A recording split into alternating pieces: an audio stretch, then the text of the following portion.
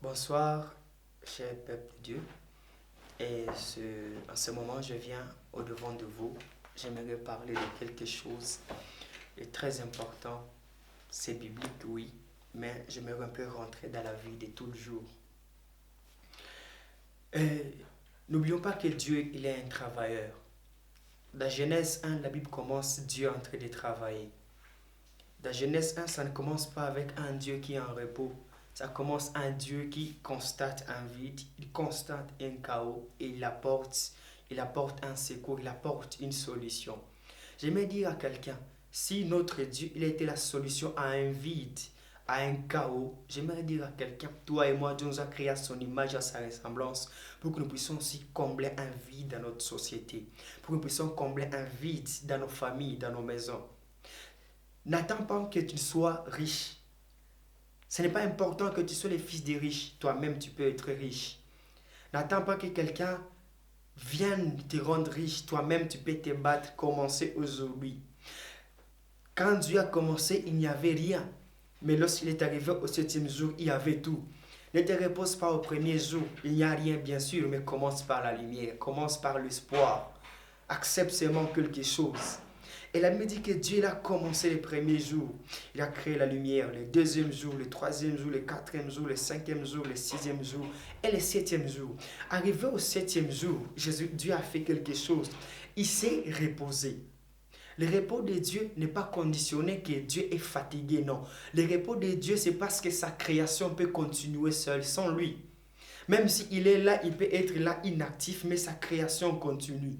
Chers frères et sœurs, ton projet meurt lorsque tu te reposes à la troisième journée.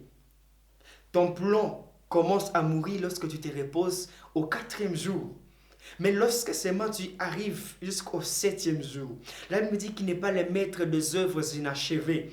Nous avons le business dans la tête qui meurt parce qu'on s'arrête en cours de chemin. Continuez, bats-toi jusqu'à ce que tu vas réussir. Continuez, fournis des efforts. Les lâches ne gagnent jamais parce que les lâches, ils s'arrêtent toujours en cours de chemin. Les gagnants, eux, ne lâchent jamais. Pourquoi? Parce qu'ils continuent jusqu'à ce qu'ils vont trouver. Il faut trouver. Écoute ce que Paul dit. Paul il dit, ce n'est pas à dire que j'ai déjà atteint la course, mais je cours jusqu'à ce que je vais l'atteindre.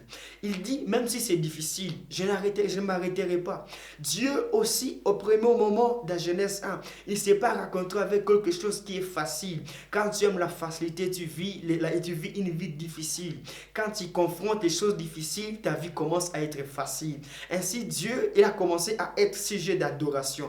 Il a trouvé ceux-là qui vont l'adorer. Nous, les jours où il a accepté de s'élever, il a été la solution à un problème. Choisis un problème, sois la solution, et tu verras. Et tu verras que tu n'auras plus une vie difficile. Tu n'auras plus une vie difficile. Ne cherchez pas à tout avoir d'un coup. Fais un pas tous les jours. Dieu n'a pas commencé les premiers jours et finir les premiers jours. Si Dieu qui a tout créé, le ciel et la terre, il avait tout le pouvoir, il pouvait tout créer par la parole. Il a entendu 7 jours. À combien plus forte raison, toi et moi qui avions été créés par Dieu. Comment nous pouvons entendre? Soyons patients. Soyons patients. Commençons. Chaque jour, lève-toi, fais un pas. Rassure-toi que chaque jour, tu as fait un pas dans ton plan. Rassure-toi que chaque jour, tu as fait quelque chose avec ton plan. Et je suis en train de te rassurer. Tu réussiras. N'est-il pas écrit dans le livre des Proverbes qu'à tes résolutions répondra le succès? C'est Dieu qui le dit. Il dit dans Jérémie, que le projet que j'ai avec toi, c'est un projet de bonheur. Alors toi qui portes un bon Dieu, un grand Dieu, le créateur de tout, tu commences à te rendre incapable. Ne rends pas Dieu incapable dans ta vie. Tu es la solution à un problème.